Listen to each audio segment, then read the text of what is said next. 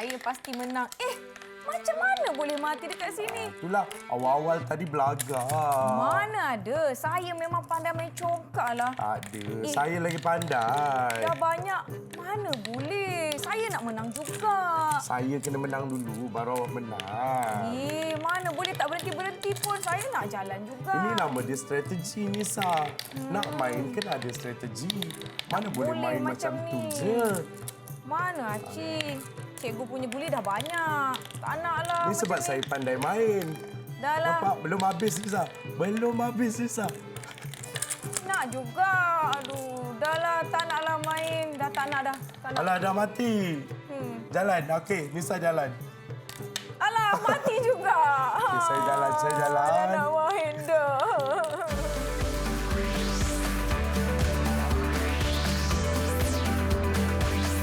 Didik TV KPM. Assalamualaikum. Salam sejahtera murid-murid yang sedang menonton saluran Didik TV KPM. Saya Nisa K bersama-sama dengan murid-murid bagi slot tahap 2 untuk topik ataupun mata pelajaran sejarah. Nampak tak tadi permainan yang kami mainkan? Agak-agaknya apa yang kita nak lakukan hari ini ya? Jom kita kenal dulu siapa guru kita hari ini.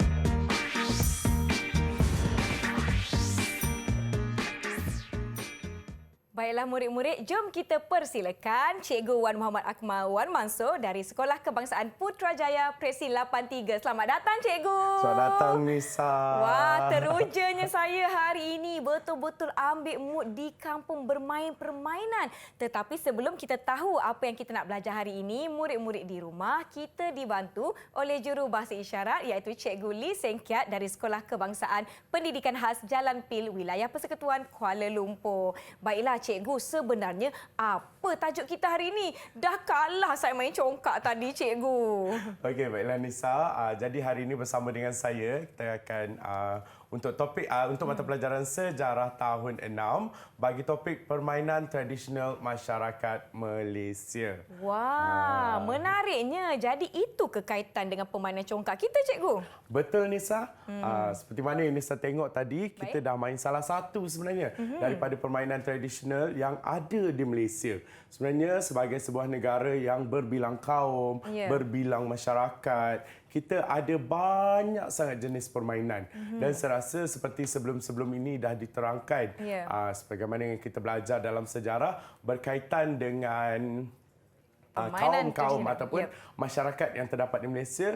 Kita, negara Malaysia merupakan negara yang terdiri daripada pelbagai kaum. Betul. Contohnya seperti kaum-kaum utama, seperti Melayu, Cina, India. Kita juga ada orang asli.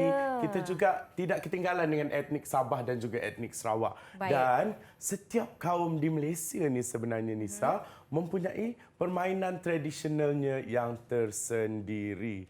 Okey. Jom kita lihat. Jom kita belajar sama-sama hari ini. Baik.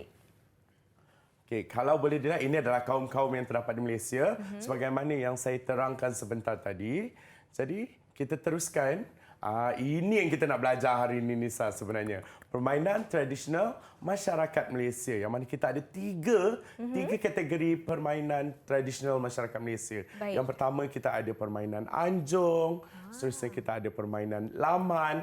Dan yang ketiga, kita ada permainan kawasan lapang. Wah, Jadi, menarik. apa bezanya ketiga-tiga permainan ini sebenarnya? Tiga kategori permainan ini. Kita lihat kepada yang pertama terlebih dahulu, Nisa. Okay, kita pergi kepada permainan anjung terlebih dahulu. Okey, kenapa permainan ini dinamakan sebagai permainan anjung? Yang pertamanya, permainan ini boleh dimainkan dalam kumpulan yang kecil sahaja. Tak perlu ramai-ramai. Macam Nisa main congkak dengan saya tadi kan, kita main 2 orang je. Kita tak perlu ramai-ramai. Tapi congkak boleh main lebih daripada 2 orang tak, Nisa? secara berkumpulan boleh ke cikgu? Sebenarnya tak boleh kebiasaannya. Tapi itulah permainan tradisional ni, syarat-syarat dia tidak dikhususkan untuk sesuatu permainan tersebut. Baik. Jadi kita pergi kepada yang kedua, iaitu tidak memerlukan ruang yang luas. Dan sebab itulah permainan tradisional congkak ataupun permainan tradisional yang anjung ni, kita boleh main sekadar di anjung rumah saja. Itu sebabnya permainan ini kita namakan sebagai permainan anjung. Okey, dan yang ketiga, Yang ketiga, kita ada peralatan yang digunakan mudah dialih. Kenapa? Kenapa perlu ada peralatan yang mudah dialih? Sebabnya kalau main sesuatu permainan dekat anjung, anjung ni kalau di kampung-kampung adalah tempat orang bertamu. Ya. Jadi kalau permainan ni susah nak dialih, di situ je letak dia. Macam manalah kalau orang datang bertamu. Betul. Tak selesa lah pula nak minum kopi, nak minum Ya, petang kan minum Nisa petang. kan. Patut kita ada kopi tadi Nisa. Ya. Nanti kita hidang kopi, cikgu. Okey. Okey, jadi kita lihat kepada yang seterusnya, permainan yang seterusnya, kita ada permainan laman. Okay, kalau tadi anjung, kita bergerak ke kategori yang seterusnya, iaitu permainan laman. Kenapa nama dia permainan laman? Jom kita tengok Nisa. Jom. Okey, permainan laman ini kenapa kita namakan permainan laman? Sebab permainan-permainan ini perlu dimain ataupun boleh dimain dalam kumpulan yang sederhana saiznya. Kalau macam tadi duduk dekat anjung, 2 orang dah boleh main. Tapi kalau dah ramai-ramai dekat anjung, selesa ke tidak? Nisa tak selesa kan? Jadi kita turunlah dari anjung, kita turun ke laman. Mainlah di depan laman rumah. Yang seterusnya, dia memerlukan ruang yang luas.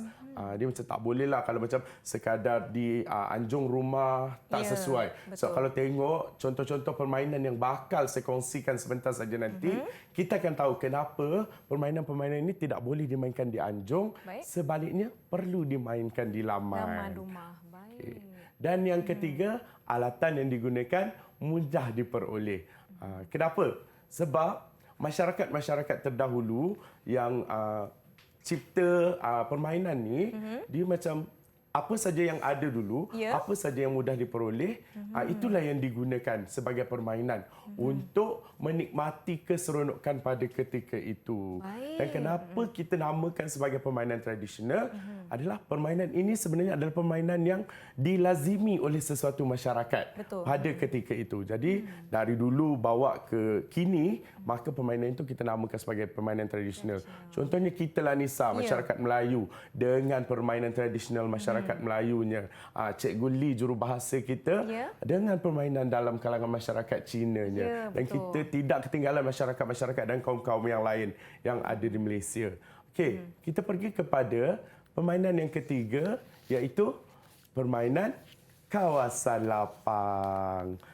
Kenapa kawasan lapang? Saya rasa dari segi nama pun kita dah boleh agak kenapa permainan ini dinamakan sebagai permainan kawasan lapang.